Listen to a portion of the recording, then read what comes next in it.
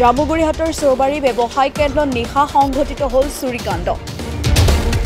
দোকানৰ ছাটাৰৰ তলা ভাঙি প্ৰৱেশ কৰিলে চোৰৰ দলে।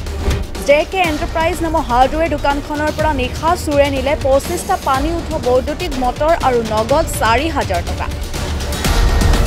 চিচিটিভি ফুটেজত দেখা পোৱা মতে 3-4জনীয়া চোৰৰ দলটোৱে মুখত মাস্ক পৰিধান কৰি আহি প্ৰায় 1.5-2 লাখ টকাৰ সামগ্ৰীসমূহ লৈ উঠাও হয়। জামুগুৰি আৰক্ষী ঘটনাস্থলীত উপস্থিত হৈ তদন্ত আৰম্ভ কৰিছে। যোৱা ৰাতি মানে শুই আছোঁ, ৰাতিপুৱা সময়ত যেতিয়া দেখিছে চালাৰখন ভাঙি আছে, ইয়াৰে স্থানীয় ভাইটি এটাই মোক ফোন কৰিলে যে আমুকৰ দোকানখন চুৰ হ'ল। মই মালিকক ফোন কৰিলোঁ। মালিক অহাৰ আগতে মই আহি পেলাই চালোঁ মানুহ চানুহ গোট খাইছে আৰু তেতিয়া দেখিছোঁ মানে চাটাৰখন দাং খাই আছে। তাৰপিছত আমি সোমোৱা নাই মালিক নহালৈকে। তাৰপিছত মালিক আহিছে, তাৰপিছত তেতিয়া মেইন চাটাৰখন খুলি পেলাই সোমাইছে যে এনেকৈ প্ৰায় 25-30টামান পানী মটৰ আছিলে, 1 HP 2 HP দামী দামী মটৰ।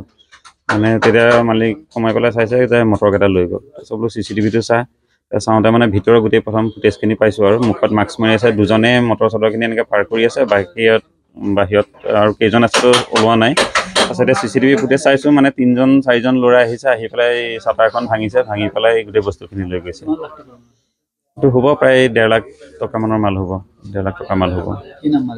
অৰবিন্দ শইকীয়া।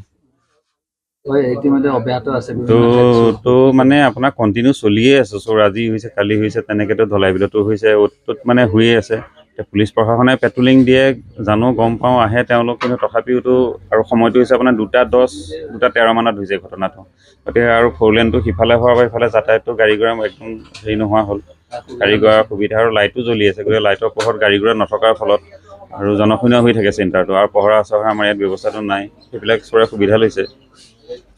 সিমানেই আৰু আৰক্ষীক আহ্বান জনাবলৈ মানে কি, আৰক্ষীয়েতো পেট্ৰলিং দিয়ে, তথাপিও তেওঁলোকে চাব লাগে আৰু আৰক্ষী বাহিনীৰ লগত লগ লাগি অলপ পহৰা ব্যৱস্থাটো কৰিব লাগে আৰু সিমানেই আৰু।